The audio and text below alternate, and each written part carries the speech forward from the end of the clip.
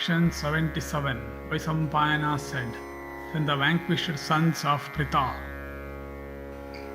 prepared for their exile into the woods, and they, one after another, in due order, casting off their royal robes, attired themselves in deer skins, and Dussasana, beholding those chastisers of foes, dressed in deer skins, and deprived of their kingdom, and ready to go into exile, exclaimed, the absolute sovereignty of the illustrious King Duryodhana hath commenced.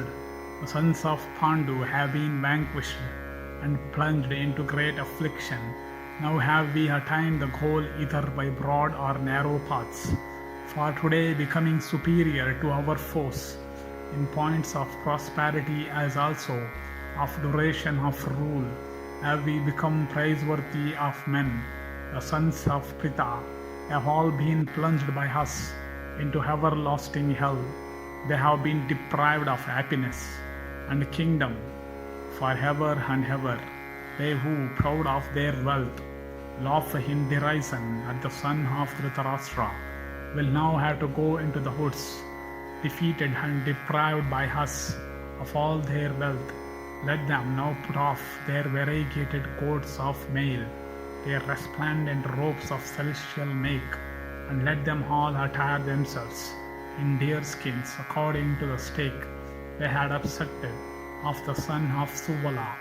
They who always used to boast that they had no equals in all the world will now know and regard themselves in this their calamity as grains of sesame without the kernel.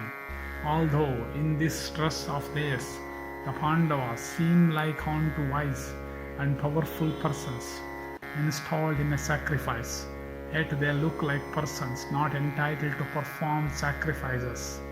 Wearing such a guise, the wise Ajnasena of the Somaic race, having bestowed his daughter, the princess of Panchala, on the sons of Pandu, acted most unfortunately for the husbands of Ajnaseni.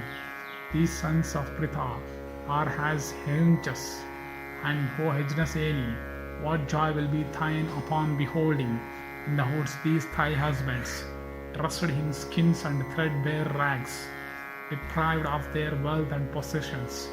Elect thou a husband, whomsoever thou likest, from among all these present here. These Kurus assembled here are all forbearing and self-controlled, and possessed of great wealth. Elect thou one amongst these as thy lord, so that these great calamity may not drag thee to wretchedness.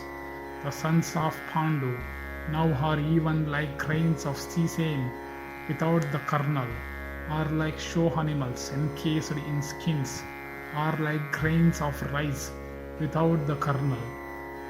Why shouldst thou then longer wait upon the fallen sons of Pandu? Vain is the labor used upon pressing the sesame grain, devoid of the kernel. Thus did Dussasana, the son of Dhritarashtra, utter in hearing of the Pandavas harsh words of the most cruel import, and hearing them, the unforbearing Bhima, in wrath, suddenly approached that prince like a Himalayan lion upon a jackal, loudly and chastisingly rebuked him in these words, wicked-minded villain, ravest thou so in words that are uttered alone by the sinful?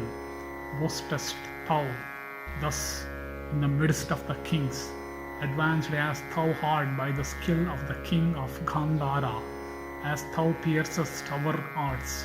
Here with these thy arrowy words, so shall I pierce thy heart in battle, recalling all this to thy mind. And they also, who from anger or covetousness are walking behind thee as thy protectors, them also shall I send to the abode of Yama with their descendants and relatives.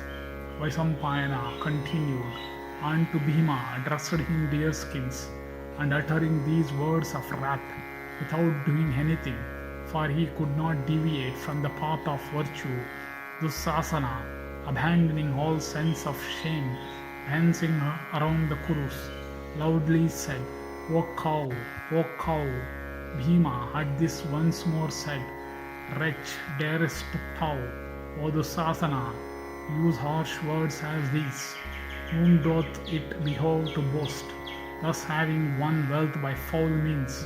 I tell thee that if Rikodara, the son of Pritha, drinketh not thy life blood, piercing open thy breasts in battle, let him not attain to regions of blessedness. I tell thee truly that by slaying the sons of Dhritarashtra in battle, before the very eyes of all the warriors, I shall pacify this wrath of mine soon enough.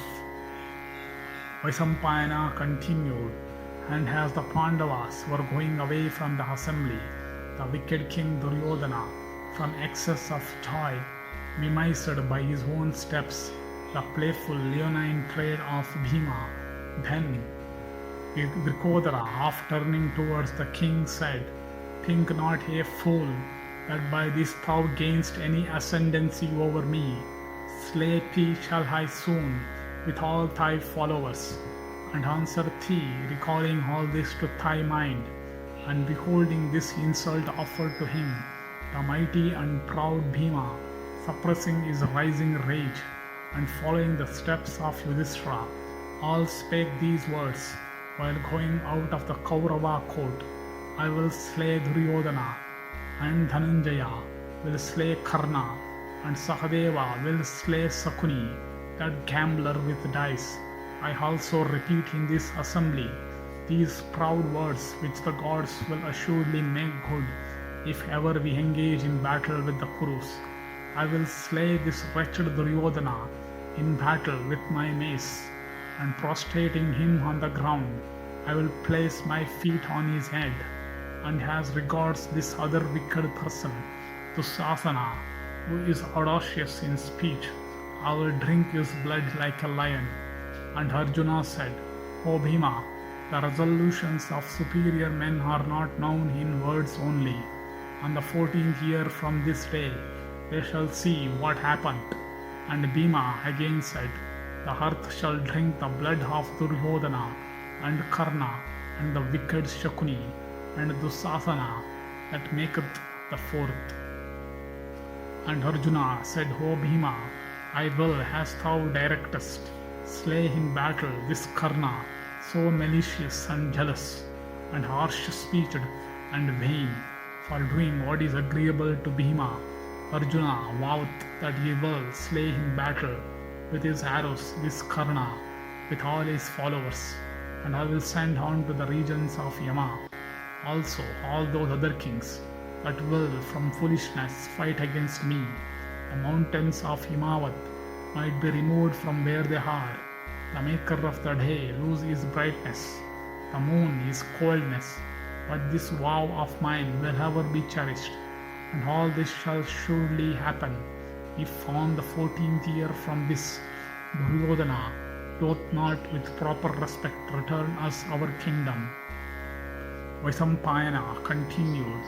After Arjuna had said this, Sahadeva, the handsome son of Madri, endued with great energy, desirous of slaying Sakuni, waving his mighty arms and sighing like snake, exclaimed with eyes red and anger, Thou disgrace of the Gandhara kings!